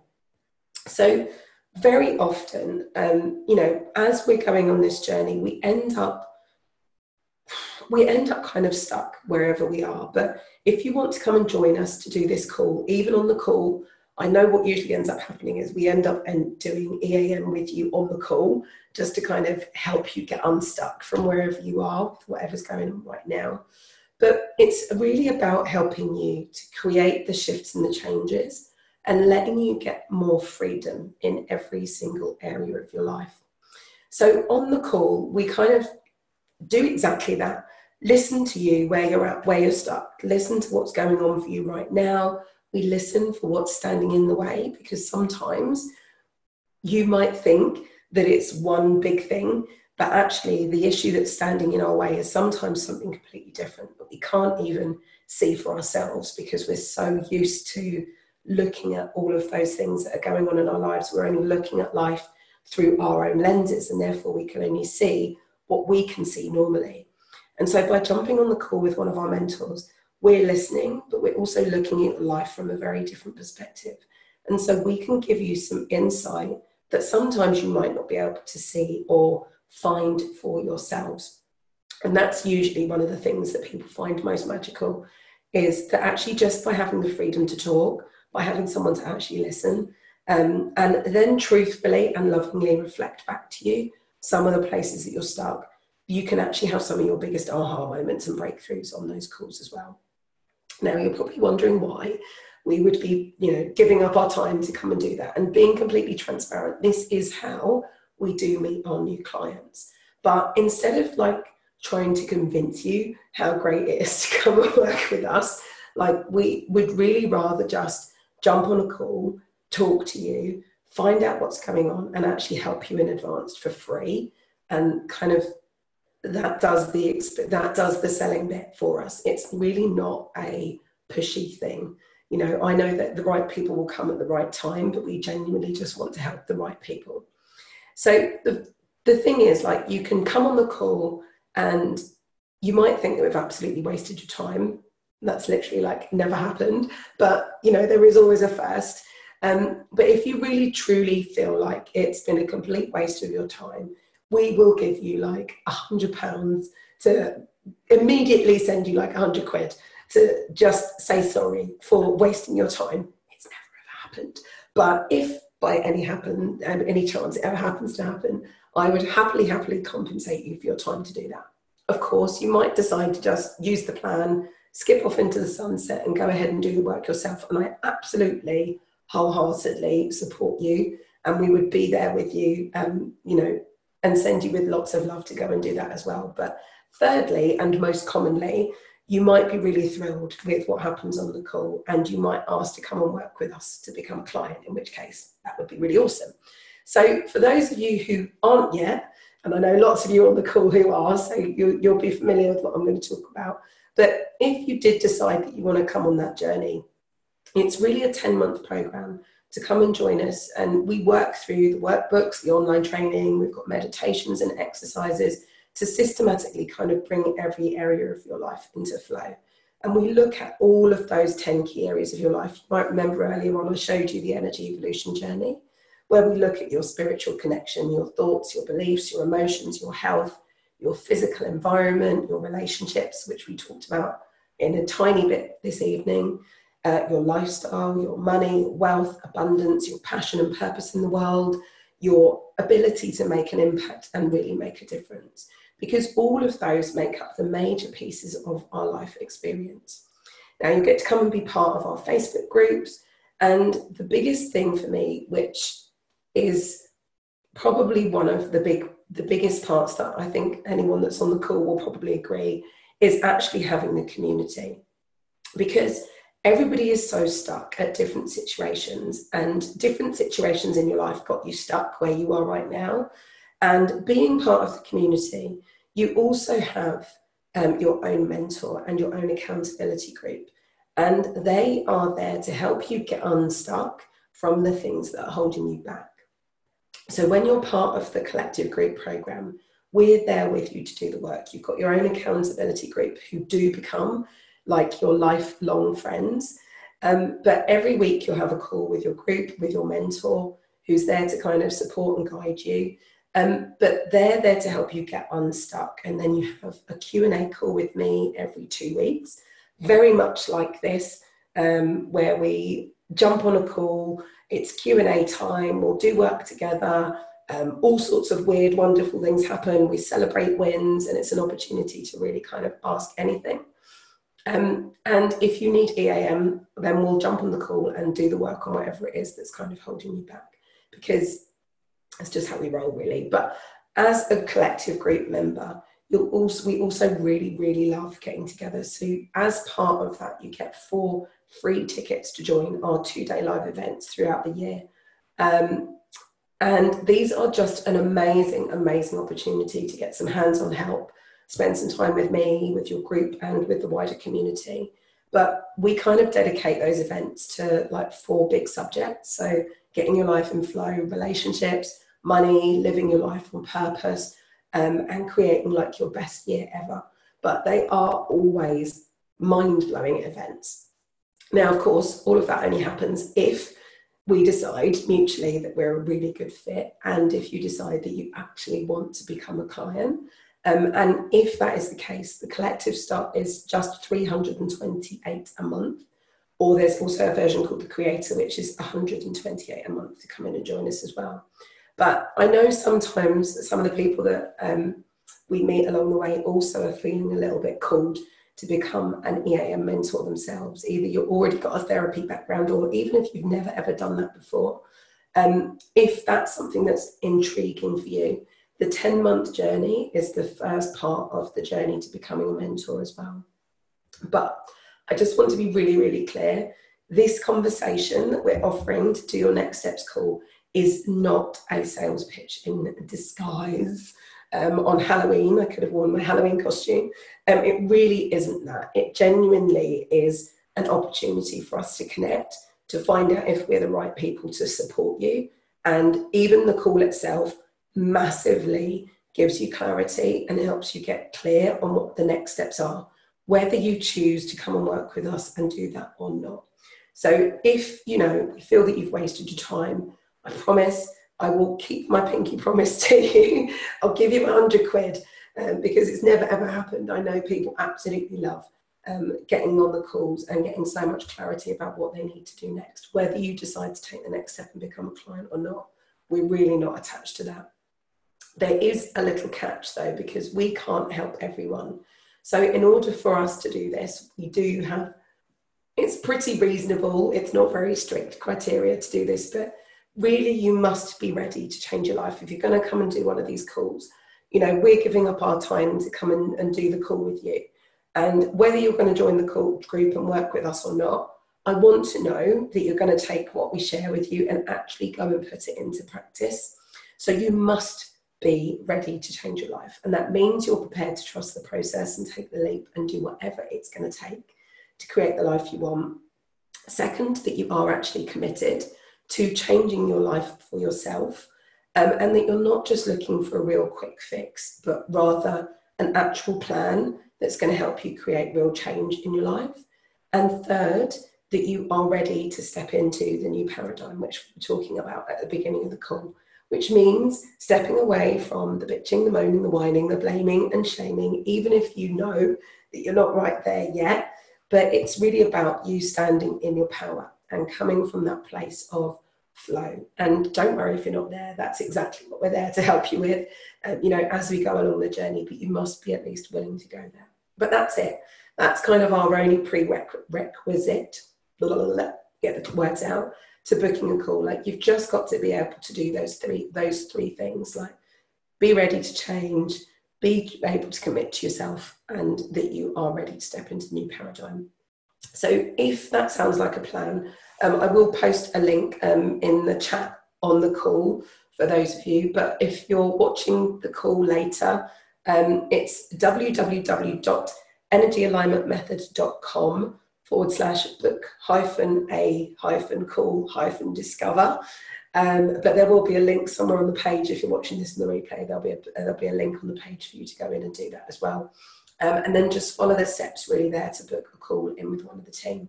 But please, please, please know that we really are there to help the right people. And the only way that we know that we're helping the right people is by having these conversations with people up front. But it really is a call designed to help you, whether you're coming on the next step of the journey with us or not. So thank you for letting me share that, because they really do mean a lot to us. And those of you who are on the program will probably remember your clarity calls, but they really are kind of a defining moment in your life, because especially when you go and start implementing what you discover on the call, that's like the beginning of the rest of your journey. So time for some questions. Where are we? Let me come and find you. Look at my hair, look. Oh my word. See, this is one of the downsides of having afro hair, because I've got my steamer on in here so that I can breathe. I look like Monica out of Friends. Do you know that episode of Friends where her hair starts doing that when she goes on holiday? Has anyone seen that episode? Is it just me? When she's like, so sorry about that. You'll just have to put up with my big hair tonight. Right, Q&A time, my lovelies. I love that episode, says Kai. I love that episode too.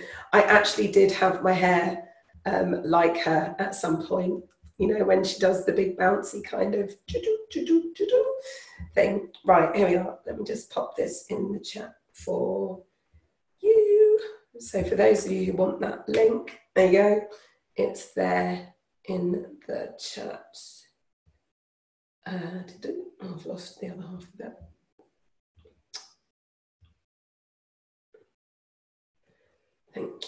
Thank you for a great Halloween session, says Sonia. Awesome. So Q&A time, my loves. Who's got some more questions? Thank you for joining me for the Halloween session. It was quite fun, wasn't it, actually? Well, the last 2 days I was like, shall I do it? Shall I not? My throat's really sore. Shall I do it? Shall I not? And I was like, I'll be fine. I'll get over it. It's all good. So questions. Who's got some things or a particular challenge that you feel like we haven't necessarily answered? Great session. Lucy. Hello, Lucy. Oh, I can't believe how long it's been since I last did some EAM. Lucy, where are you, love? I can't see you. There you are. Hi, Lucy. Hold on. Oh, it's not letting me unmute you. Hold on 1 second. Can you hear me now? I can, yes. I was going to say, can you unmute yourself? Hello, my love. Nice Hello. to see you. Thank you, and lovely to see you. What was your question? So when I worked on my mum, and it was quite like significant pull, and then I did feel a shift as we sort of went through the process. Yeah. But it feels like I need to go back and do. Like it's so how many times do you just testing with the sway to see if it's still there? Yeah, I mean, that was a pretty quick run through, just because we were on the call. But if you're working on this on your own, I would absolutely, and especially with a relationship like my mum, that's like, that's quite a big thing to go and work on. So I would definitely bubble method. Do you remember the one I said, the bubble method? So write your mum's name in the middle, energy, thoughts, emotions, people and situations, and then go to work on all of that. Because if you've still got some stuff coming up, it's going to be because I knew I should have got my flip chart out. And I was like, I'm not going to need my flip chart tonight. And I knew I would need my flip chart. Hold on one second, let me get a piece of paper. I'll do a mini flip chart instead. Something, your mum has been a part of your life all your life. So there are going to be multiple situations that aren't just connected to her feeling like an energy drain. There are possibly, I haven't met your mum, but there are possibly like energy reversals, like you're going to have holes and gaps and things that you picked up from her when she was pregnant with you, that you've then carried throughout your whole life. Like it's going to be a multi-layered experience with her. Does that make sense? Yeah. So do you write everything down then? Like you with something as, this isn't just your average energy vampire. This is like the mother of all energy vampires, literally, for you in that situation. So yes, you can do the exercise that we did earlier. Just, if you're going to see her, get yourself in a good place. But if you really want to shift and change the relationship, then what I was talking about on the slides earlier, the bubble method would be a great place for you to start. So your mum's name in the middle, and then work on all of those things. Because the reason she vamps your energy isn't because necessarily of how she's being with you in the moment on that particular day. It's because of all of these things that have happened in the past that you get re-reminded of every time you see her. Yeah, and it's and my mum is like so vampirish. Like not a single day goes by where she's not like sending me a message and it's like all consuming of, I've done lots of work and she is the like biggest. And that's because you will still have, so do the bubble method is a really great way to start, because do you remember earlier on the call I was saying about, we're like a cell and we've got these doorways that are open and shut. Your mum is one of, we all have, is probably the person you're going to have the strongest energetic connection to, because that's how you were born, that's how you were created. There will still be that kind of energy tie between the two of you. So I'm not saying it will be harder, there's just a more intricate, complicated web between the two of you, which just means that there's a bit more work to do for you to create the shift that you want.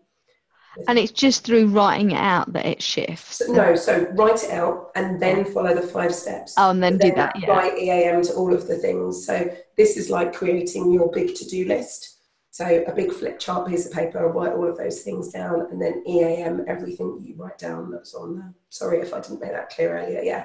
So it's like so it's like, that's like a lot. And a lot. But all of those things that you're saying is a lot. The other option is that it stays in your energy. Yeah. Okay. So in terms of that, so this is like almost 39 years worth of stuff. Yeah.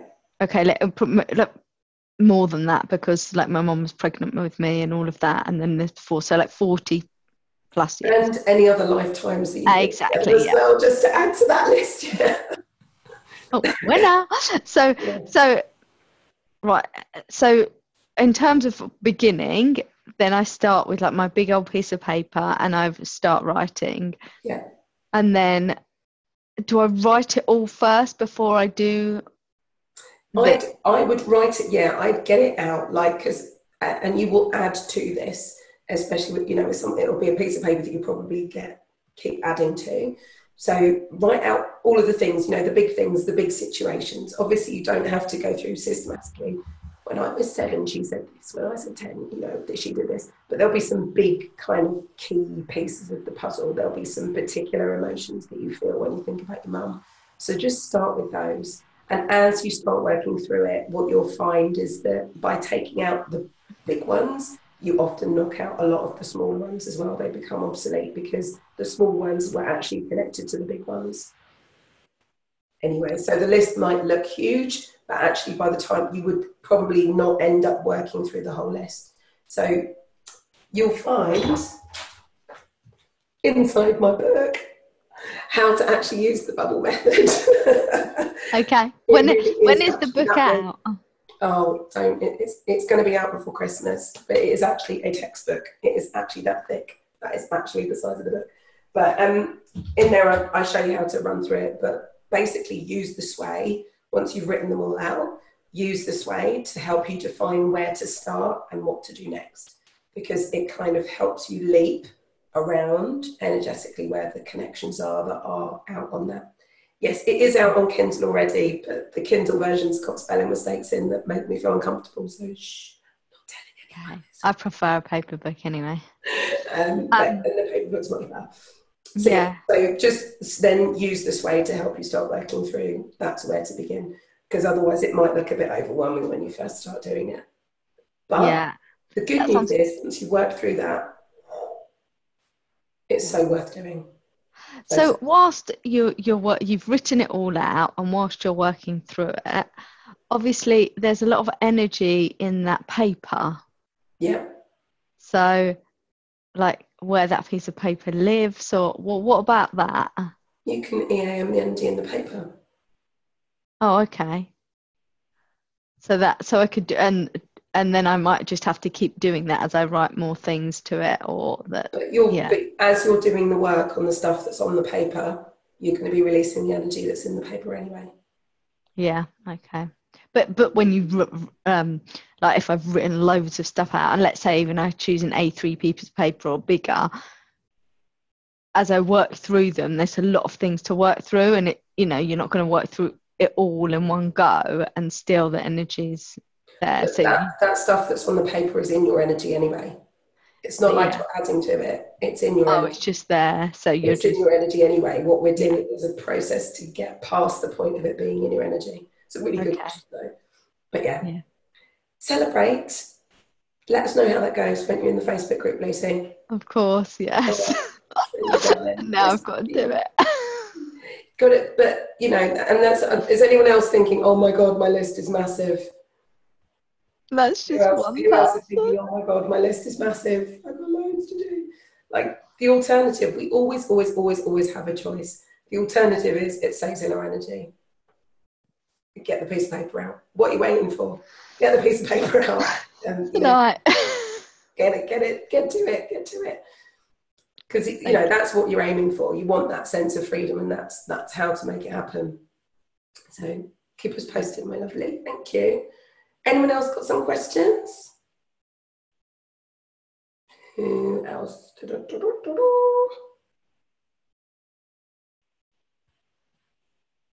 Oh, there we are. Hello, my lovely. I've just unmuted you. Hello. Hi, Yvette. Hello. You confused me because that's not your name. I know, that's my internet name.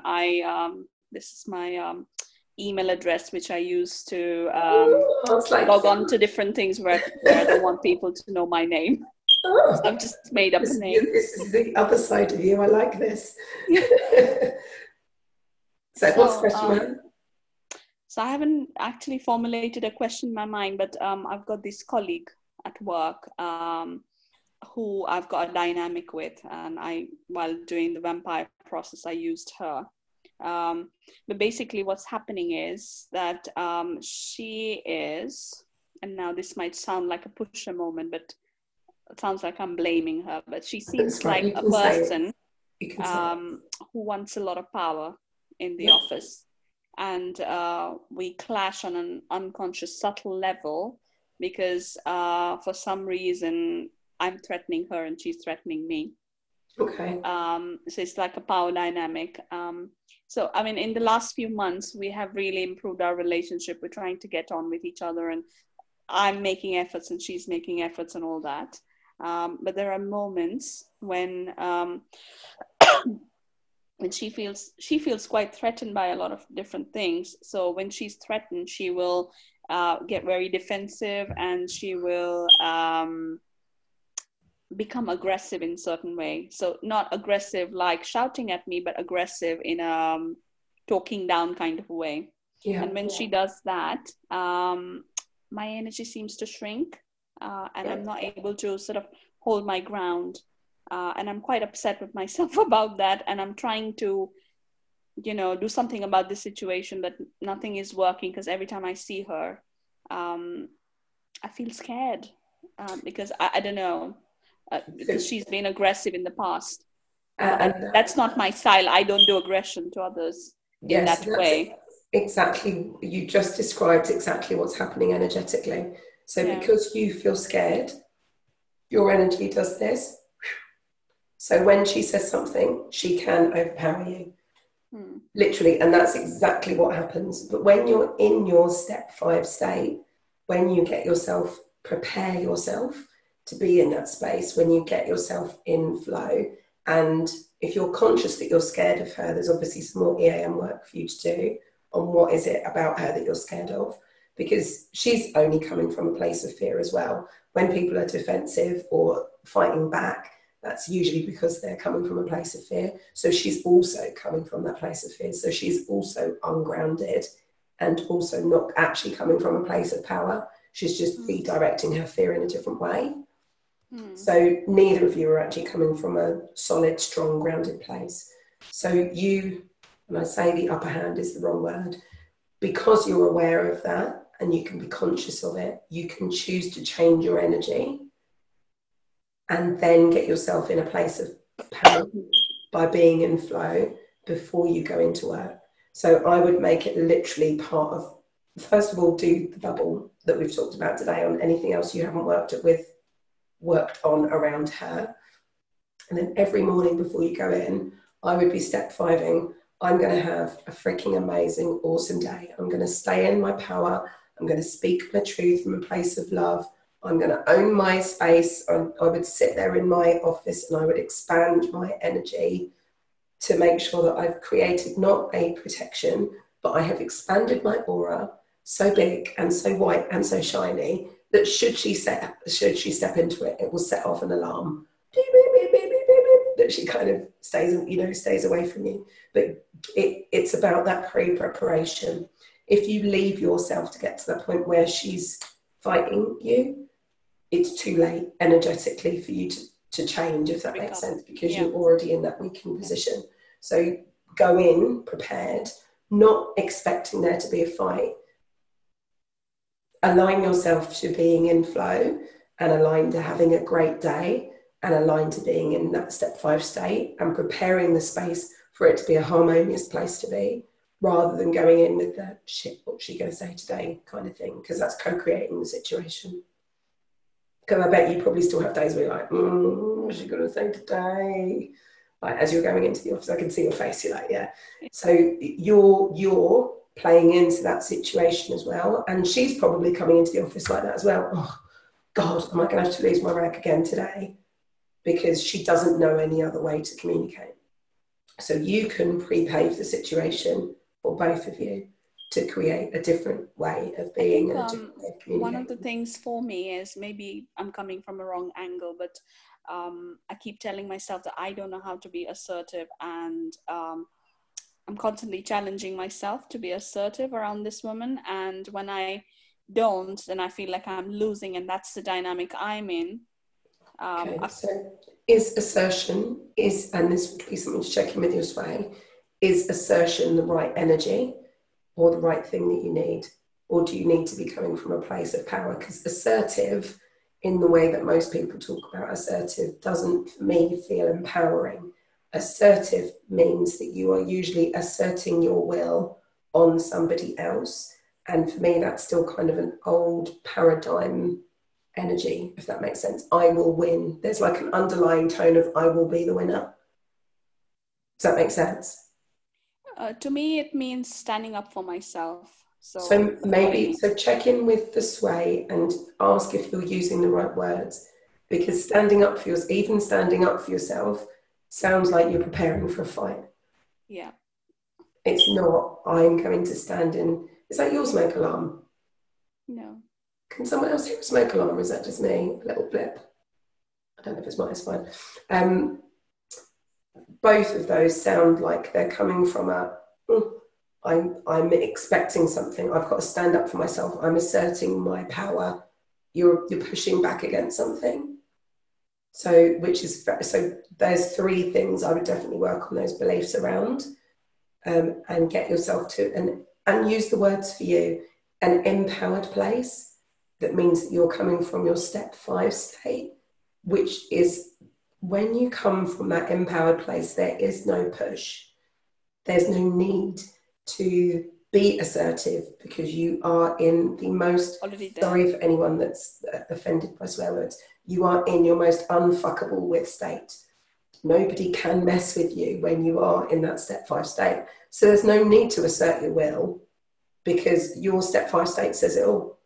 It's like, can't mess with me. I'm in my step 5 state. I am so in flow. And people don't know what to do with that, because it's not coming from that usual place of assertion or push or I will win. You're just empowered. And that will fry her brain more than anything. But so definitely do some work on that, and checking on the language around what you're using, the words that you're using as well. And when you do the, sorry, just one more question. Yeah, of course. When you do the bubble method, yes, the bit where you do people around that person.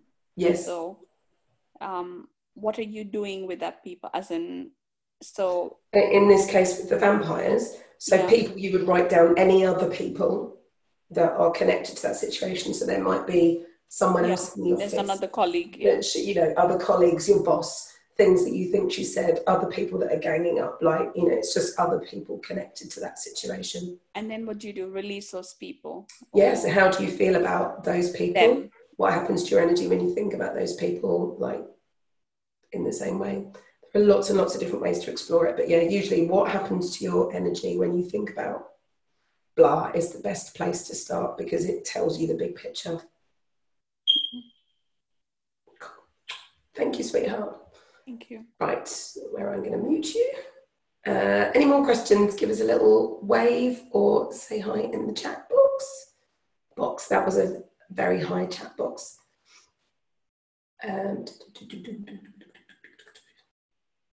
Oh, very quickly, can you show us how to step in the vampire's energy? Raquel, I don't know if it would be responsible of me to do that. Are you still here? Where are you, Raquel? Can I see you waving? I just saw you. There you are. Hello. Can you unmute you? Yeah. Hello. There you are. Hello. Hiya. Was that your question? How can we step into? Well, I think I've seen it in another of your calls, but I just wanted to make sure I'm doing the right thing. Okay. So. Should I? The only reason I'm saying that is because it's normally something that we do in training when people are a bit further along the journey, just so that I know that it's being used responsibly. So I am going to share it, but for anybody who's watching this on the recording and anyone who is listening, please know that I'm sharing this and I am trusting you to use this responsibly, and that you will do the work on yourself before you use it, and you will use it responsibly. If the sway says no, you're not going to go and do something different anyway. Okay, so that's my prerequisite sharing this.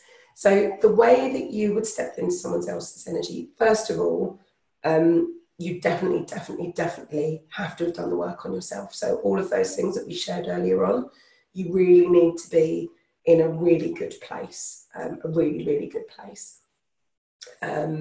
Because otherwise your energy is going to interfere with the answers that you get anyway, and not really give you the clear answer of being able to step into their energy. So once you've done that, the way that you would do that is to get yourself in an aligned step 5 place, make sure that you're in flow. And then you can ask the sway, am I allowed to step into, and then say whoever that person's name is, am I allowed to step into their energy? And the sway will give you a yes or a no.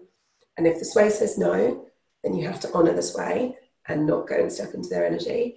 If the sway says yes, then you literally, from wherever you are, close your eyes and you take one physical step forward. And then you would say out loud, my name is, and then say their name.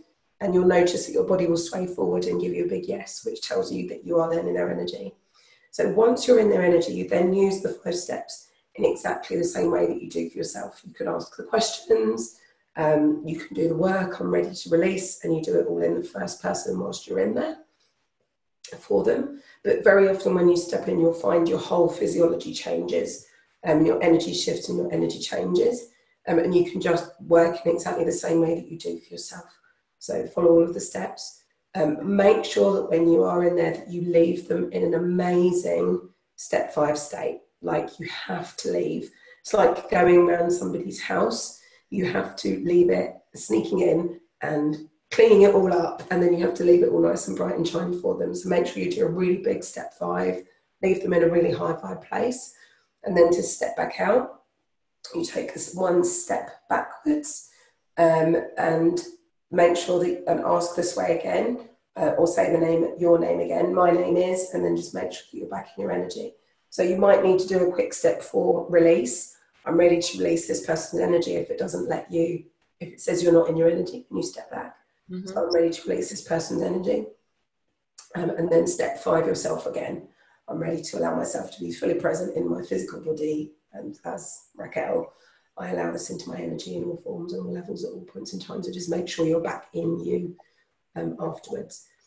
Now, the reason I say it's really important to honour the no is because sometimes whatever's going on is a lesson for you and them. It's part of their journey and not for you to interfere. Or you can be changing something that they are yet to learn, a situation or scenario that's coming up in the future that they need to have in order to fulfill part of their life journey. And that's why I tend not to really share it, because it's really kind of sacred that you are doing that, and you really do need to honour it. And if the no's a no, then it's a no. But by asking, you're doing it from the highest place of love, and you've done the work on yourself before. So I hope that helped. Did that answer your question, hon? Yep. Brilliant. Thank you. Thank you very much. I think I saw another. Where are we? I saw another question. Someone asked about the next event. Sorry, I didn't say, by the way, that link as well that I shared earlier. If you want to find out, just talk to us about any of the other things like events or becoming a mentor, or you might want a one-to-one session or any of those things, you can follow the details on that link and we'll get you registered. We have got another event coming up in January, and it's going to be a 3-day event, and it's one that I've never, ever, ever, ever run before, because I'm not running the Energy Emergence in the UK anymore. Our mentors are running that already. So yeah, please do get yourself, if you want to know about when our next event's coming up, you can follow that link in the chat, the Discover More, and get yourself registered, and we'll let you know as soon as the 3-day event's coming out. It's in January. I want to say the 18th, 19th, 20th of January, Friday, Saturday, Sunday, in London, and it's going to be epic. It's stuff from inside the book. And it's stuff I've never shared before, so it's going to be really, really cool. 3 days. Right, one more question, because oh my God, it's 10:10. How did that happen? Does that mean other people can step in and out of my energy? Only if they know EAM, and only if there is something going on. And if you want to not let anybody step in and out of your energy, you can ask very nicely for people to not step in and out of your energy. And when they ask this way, it should say no. But you don't have permission to do that. So, but generally, most people don't know how to do that. So I wouldn't think there'll be a massive wave of people. Debbie, my last question, is that an engagement ring you're wearing? This, no, darling, it's my I own you ring, which I've had for 10 years. It's my I own you ring. It's basically an engagement ring, but he hasn't actually asked the question yet. So it's like a holding ring. It's a temporary ring. So I call it my own you ring, I own you ring. But I did make sure it had 3 diamonds on. They're ethically sourced. So anyway, any more questions this evening? Are we good? Has it been helpful? Thank you. Thank you for being here with me. Thank you for putting up with my voice. It's actually done quite well, to be honest. Thank you for getting past my Monica hair as well. That we'll just have to do. But thank you for spending this evening together. And I hope you have some fun working on your energy vampires. And I really look forward to speaking to some of you soon. Hopefully come and speak to us on the call. And yeah, love you guys. See you all soon in the Facebook groups. Go slay those dragons. Right, see you later. Bye.